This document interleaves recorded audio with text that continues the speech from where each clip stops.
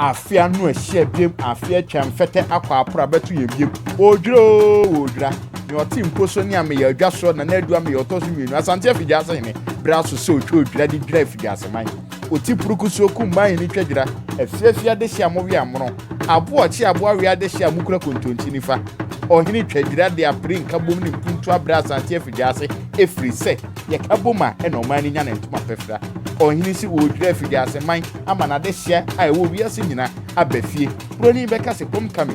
enti ahini me boso me ne de toso mienu eda no eye memenda na nanom ne Effiduase man bebodwa wa ahemfie no anim ho a na saada no ampaya ebedwa na kaise His Excellency Dr. Alhaji Mahmood Bawumia and a special guest of honor na sai ka biem se oba COVID-19 ho hyehye ne de ubedi so amaye dwumadie Effiduase Odwira committee na hyehye na wona also dwumadie ase ye Adonko group of companies womo ye Adonko next level Adonko 123 ene de ekeka ho